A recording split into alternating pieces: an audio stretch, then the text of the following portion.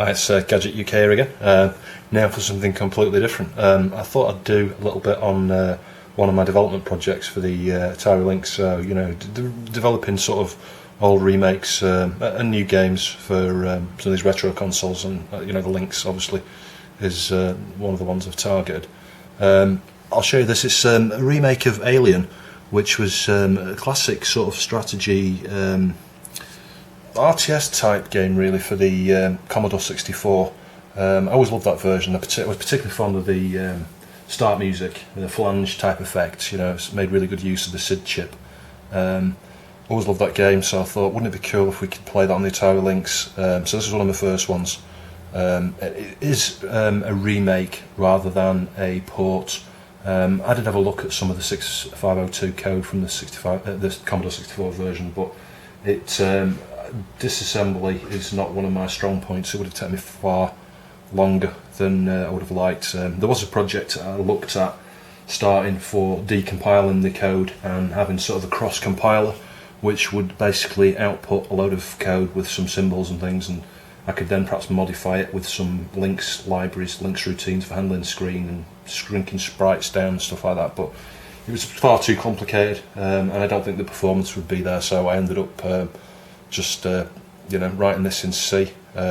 Incidentally, it's written using CC65, which is a great open source C compiler, and all that comes with all the libraries and everything. You should take a look at that. I'll put the link in the notes section. Some great guys active on the Atari Age forum that support that. Carrie, a nice Finnish guy, he's done quite a bit of work on it and maintains it every now and again. I think the actual original author has sort of ditched it effectively, so it's no longer really supported as much as it used to be, but to be fair, it's pretty bug free, and it supports lots of different platforms. I mean, the 8-bit platforms, you know, sort of some of the Atari systems, Apple, some of the old Apple systems and things like that, typically ones that use a similar sort of processor family. So yeah, I'll just dive in. I'll show you some of the gameplay. Apologies if this doesn't come out very well on camera. I've tried to, I don't want to put it in macro mode because it won't show up very well. So I'm going to try and play this, zoom in. Music was done by Deluxe, not Deluxe, Deluxe, which means the Lynx, I believe, in German. He frequents the Atari Age forums.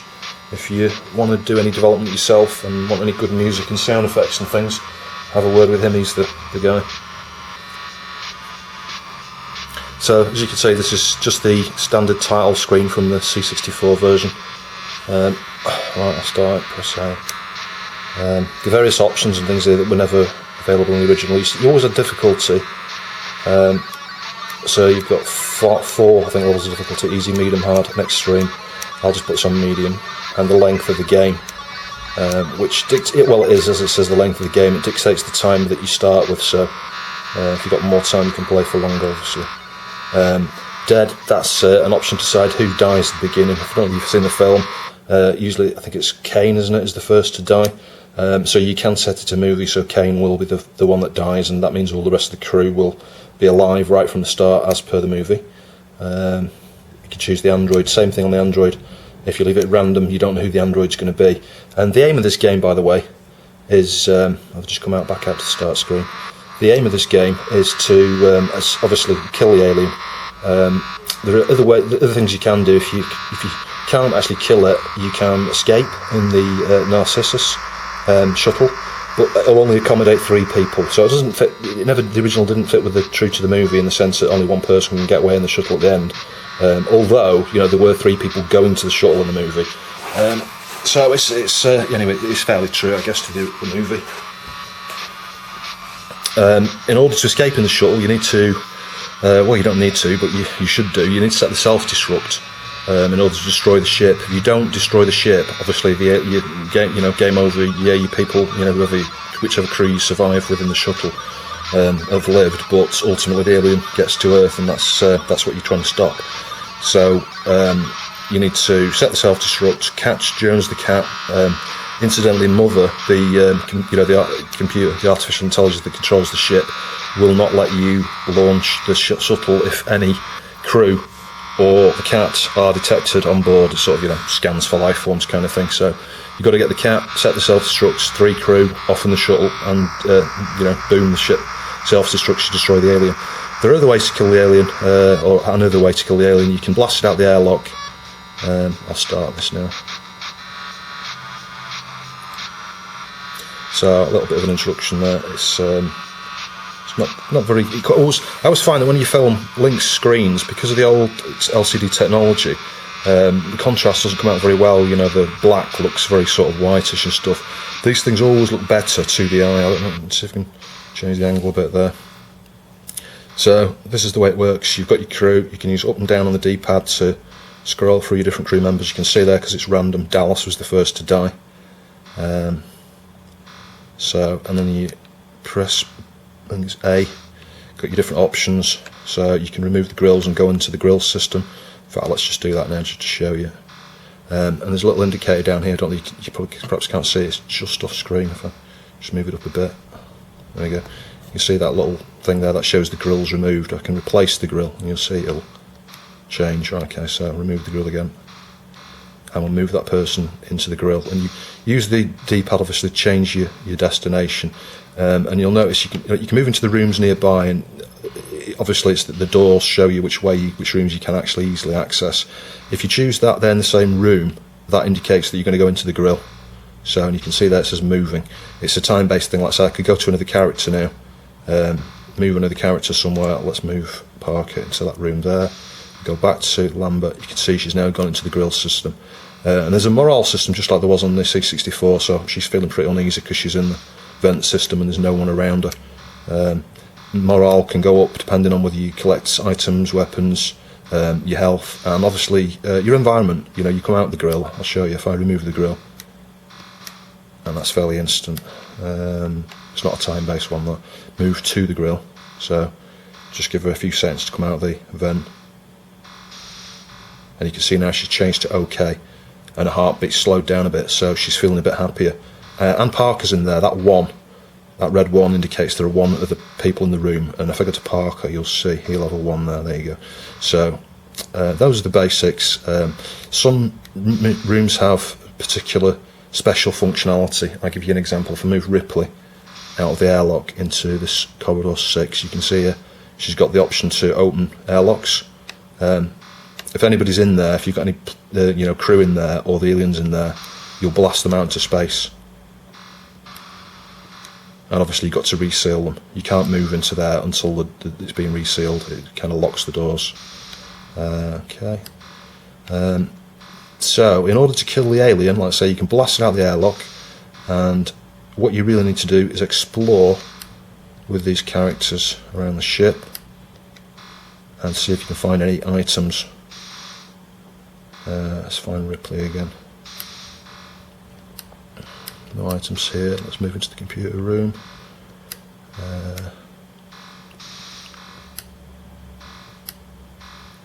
Surprised actually, I'm not finding very many items around. There are a fair few. There they go, he's got one. And you can see that's indicated by a little blue eye down there, so I have now got a get option tracker. So, and anything, you've got 2 slots, that shows that the little white box around there shows that we're using that currently. And if I was to move him around, let's go a bit exploring. If Jones the cat is in a nearby room, or the alien, the tracker will go off. It won't go off for crew members. And as you can see, as I'm using the D-pad here, obviously there's a grill open there. I think that was where Lambert came out before. But as I use the D-pad, you'll also, scrolling through, you'll see there's a down arrow there, and that's because that indicates a stairwell going down. So he'll go down to the next floor. There are 3 floors on the ship. So let's just move him down. These are the central 2 sort of rooms here, where you've got stairs going up to 1 floor and a stairwell going down. So I'll just move him across one. One of these rooms here, you've got hypersleep. If a crew member gets seriously injured and you want to try and get a higher percentage, score at the end, what you could do is, escape the alien before they die, take them to the hypersleep room and put them into hypersleep. That's the purpose of the hypersleep. Let's go down to the next floor. I think this is the floor where the shuttle is. Regards items, so you've got a tracker. You can see it's going off there now. and it's going quite quick. That indicates to me that Jones is nearby, and the alien, because it's slowed down. You can hear it slowed down now. So one of them has moved away, but that's obviously a situation. There you go. Oh, someone's back again. So it doesn't really give you a clue as to which room they're in. All you know, it's going to be a nearby room. It could be under the vents. It could be the cat. It could be the alien. And when it goes twice like that, you know there's definitely going to be an alien. The alien's going to be there somewhere, because it's indicating, it's going faster to indicate there are two traces, if you like. It's going one now, so now it's stopped. Oh, there we go. Alien got me. Right, so you attack. Obviously, based on what items you've got, depending on the damage, and the potential of the alien evading you, you've got to keep repeating this. Obviously, so if you had multiple crew in the room, you would get them all to attack, and then by the time you've done the third attack, you're back to the first guy, and he can attack again. I'm going to move him away, actually, just so it doesn't kill me. And the alien will probably follow. There's a little bit. I call it AI. It's not. There's no. Most games, they say they've got AI. It's no such thing as real AI. It's more a case of hard-coded routines to do specific things, and the alien will follow you, depending on the difficulty. I think I've got away with it this time, but on the harder levels, the alien will follow you relentlessly. And there's lots of things to take into account here. If I was in a room with two other people, the alien will have a harder time hitting me. I'll have an easier time hitting it, because you imagine you've got three people in a room, and I've coded all of this in to do that. It kind of makes sense. I don't know whether that was in the original, but I've tried to make it reasonably in depth for, even though it's a basic game, and tie the difficulty level scaling into account to make it as playable as possible, really. Because I was quite fond of the original game. So coming back to what I was saying, if you've got three people in a room, and that is the maximum you can have in a room. If you've got three people in a room and you try and move someone into that room, they will, it'll say that they're moving, and at the end of that moving timer or whatever, they'll just stay where they are. So you've got a bottleneck scenario to deal with there as well. If you want to move people through a certain area, you need to make sure that you've not got too many people in that room. And the number of people, like I say, coming up against the alien dictate, how easy it is for them to attack it, how easy it is to avoid it. The weapons, obviously, and items and things you use depend on, your chances of hitting the alien, how much damage you can do to the alien. There is one item that can kill you instantly if you use it, and it's pretty logical. I'm not going to tell you which one it is. You probably know if you've played the C64 version. But it doesn't kill you instantly, guaranteed. It's a chance. It's like 1 in 5 or something like that. So if you're desperate, you could use it, but there's a good chance you're going to die. And if you do use it, it will do quite a lot of damage. So it's one of those. It's a trade-off. This timer at the top top right here, TOOH. That's straight from the original. I did have that ETA originally. I thought, no, I've got to be true to the original. It was TOOH, which means time out of hypersleep. The idea being that you're flying back to Earth. You've only got so much oxygen. So whilst you might not make it back to Earth when that timer runs out, you won't have any oxygen. And of course, the alien doesn't really need oxygen. Well, it may well do, I don't know. I'm pretty sure it doesn't. In terms of alien law, they get blasted out of airlocks and stuff, and they seem to be able to live in space, don't they? So what else is there? This is the shuttle, obviously. One or two of the rooms, you'll get. I think this might be the only one, actually. You've got a graphical representation, so you've not got the map up. Again, straight from the original, but this has all been, I've improved this slightly. These graphics, although taken from the original, have just been tweaked. And that's an important point that I'll make, and I'll do another video later on this, but a fantastic guy on the Atari Age Forum called 108 Stars is doing the retro remake graphics for this. So in the title menu, when you start this, there's a graphics mode. You can choose classic or enhanced. And all of these graphics have been redone. In fact, he sent me the character images already, and he sent me the first floor map, and they just look absolutely fantastic. It's hard to believe the difference, really, between the original C64 graphics and the what the late Lynx is capable of.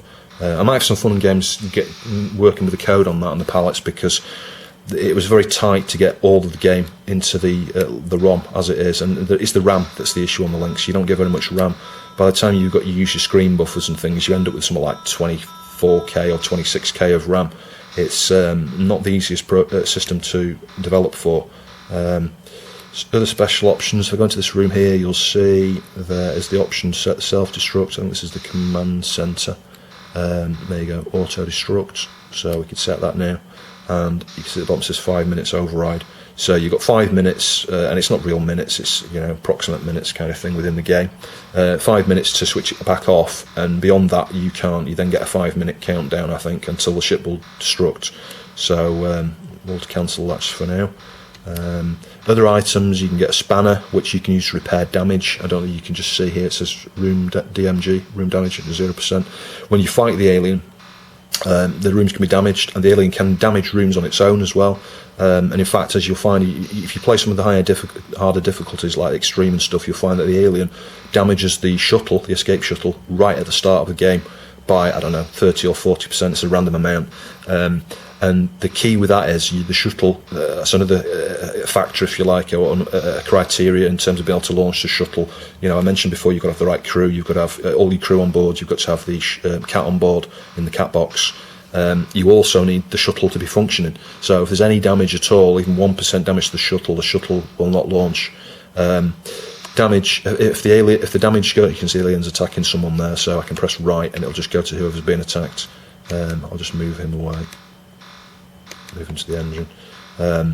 If the damage in any room reaches 100%, you get a hull breach and the game over. Ship explodes. The spanner, coming back to the spanner, can be used to repair that damage.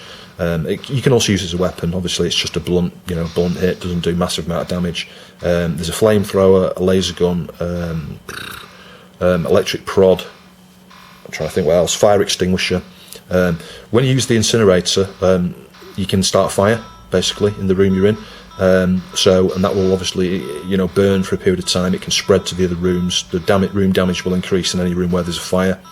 The alien can start fires, and the android, which I haven't touched on yet, but at some point during the time back to Earth, if you've not dealt with the alien and the android is still one of the crew that's still alive, it will change. The icon changes here from being yellow to blue, and at that point you can no longer control that character. You can still see them, you can still see where they are on the map, you can still come onto this screen, like I say, and see them here, but it'll be blue. You can't control them, you've got no control over any of their actions, and they will go around the ship and cause havoc. Generally, they can start fires, they can open the airlock, close the airlock, set the self-destruct, cancel the self-destruct, all the things that you need to try and continue and complete the game and destroy the alien.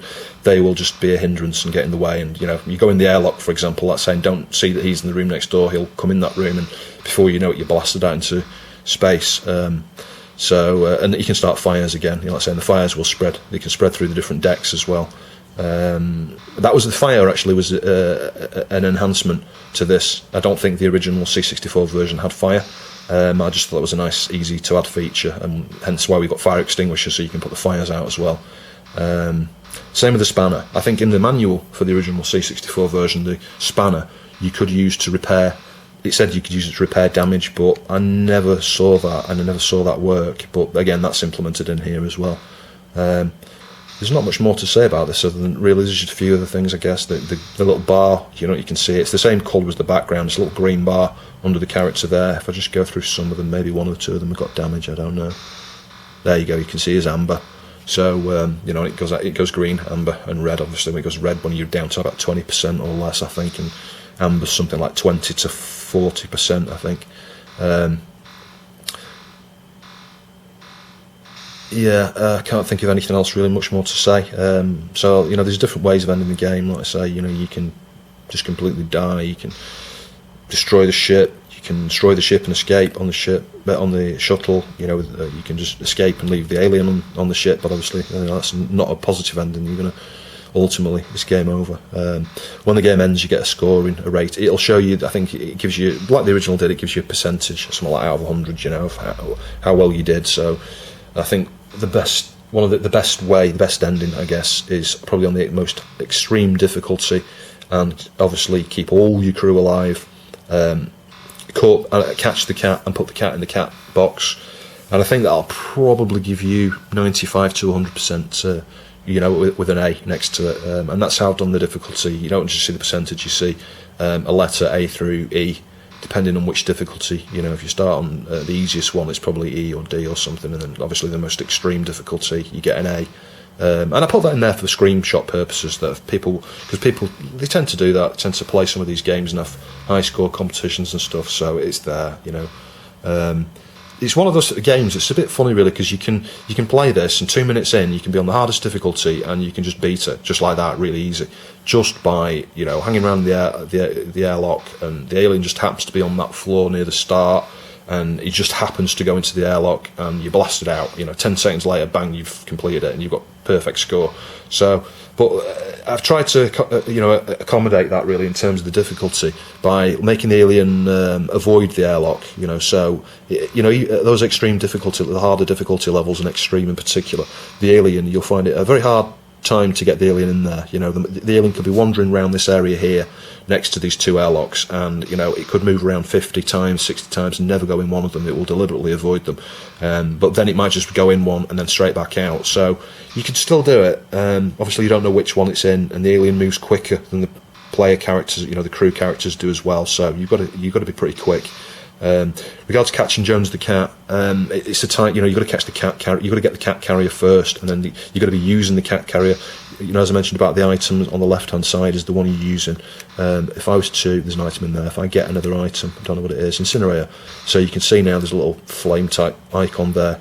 If I was to be in the same room as the alien and choose attack, I'm actually using the tracker. So that's important to know, because then it's like, say, as soon as you've got items, you've got this use, and I can choose which one of the two. So if I choose incinerator, you can see it toggles them round. I'm now using the incinerator, and I think the tracker will not now work because I'm not using it. So there's a bit of tactics involved there in deciding which items you use, and and things like that, and making sure each crew member's got the relevant items and they're in the relevant places. So I guess the only other thing I can say about this, I've added a few standard features in there that you got on all the Lynx games. So you can pause it, you can flip the screen, so that's so you can play it left-handed, just like you can with all the other Lynx games. I'll flip that back, and you can reset it just like you can the original Lynx one. Let's do that. There you go. So hopefully you've enjoyed that. The full version, this says version 1 here, it is version 1, but I've got to add the enhanced graphics, some of which I've received. So I'll get that out soon. It's a free game. It's not to be sold. It won't be sold, as it says in the credits. I've done this, I've mentioned Alison a few times now, in memory of Alison Chalice. I know she's a sci-fi fan and stuff. She liked Battlestar Galactica and stuff like that. I imagine she probably would have liked the Alien movies. I'll talk more about Alison on a future video. As you can see, the original version was done by the legendary Paul Clancy back in 1984. Shows you how old the original game was. As I mentioned before, Carrie, I'd like to say special thanks to LX.net. If it wasn't for LX.net on the Atari Age forum, I wouldn't have been able to develop this, really, because whilst people like Carrie and Sean Jefferson and Sage have provided the development tools to do this, LXNet did an awful lot of work on tutorials, showing you some of the basics, how to do, how to use the sprites and things on there, controlling sprites, dealing with timers, interrupts. Well, it's the same thing, isn't it, really?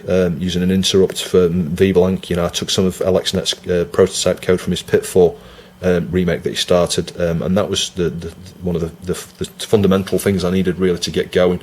In order to be able to time things, that VBlank routine, I've tweaked it quite a bit since.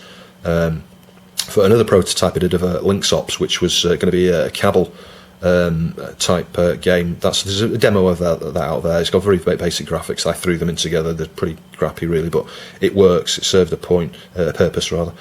So yeah, without AlexNet, this game would not exist, and it wouldn't exist without these other people as well. Lynxman, he's the guy who's produced the flashcard for Lynx. You can see that's what I'm using for this at the moment to develop and test. Just connects via micro USB there to your PC, and using some special, any COM type software. And I developed a client for this. I'll video that in a later video. I've written something in .NET that just allows me to connect to that and select a file, upload it. It's all sort of automatic and dead easy.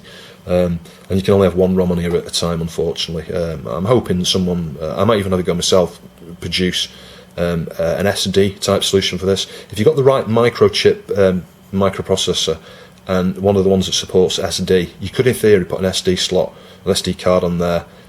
You'd probably need an EEPROM or some flash RAM or something, and then obviously you need to do some clever programming, really, to have a default ROM image on your microcontroller, so that when it boots up, it boots their menu, allows you to navigate the SD card, select one of them, send some specific commands back to your microcontroller, write out to the some RAM on there, you know, it'd have to be DRAM, I guess, or sorry, it could be SRAM, or the flash EEPROM, and somehow automatically reset it in such a way that when it reboots, the address lines are, you know, connected to the game rather than the, you know, the ROM that's ROM image, you know, that allows you to navigate the file system and stuff. But anyway, I digress.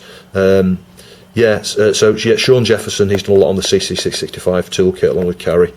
Sage is an absolute technical guru, although he doesn't like us mere mortals, I don't think. Sometimes he can be a bit unapproachable. He doesn't like a lot of my postings and things. And to be fair, it's because I am the lesser mortal. He's he's very, very good. He's a very, very smart guy.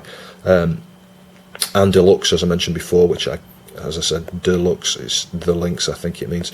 He's music and sound, and I did most of the sound. I think it did actually all the sound effects for this. It was Deluxe that did the music. And it's in stereo, by the way. It doesn't sound that great. It won't come across that great on this video. But if you were to connect some headphones up, it sounds absolutely awesome in stereo. It's one of those things that, it's one of those systems. It's a bit like the Mega Drive. I've been playing with the Mega Drive recently, and you hear it in mono, and it's okay. But as soon as you hear it in stereo, wow, it like totally knocks it up, cranks it up a notch. It just sounds so much better. You've just got more, it just everything, the instruments and things sound separate on separate channels, things like that. And it's much the same with this. You listen to one of these Lynx 2s in stereo, and it's fantastic. And incidentally, you only get stereo on a Lynx 2. If you were to get the Model 1 Lynx, you won't get stereo on it. And then graphics, as I mentioned, I've put that credit in there in advance for 108 stars. There is a cheat mode built in here as well. I'm not going to tell you how to do that. That's it. Thanks for watching, and speak to you soon.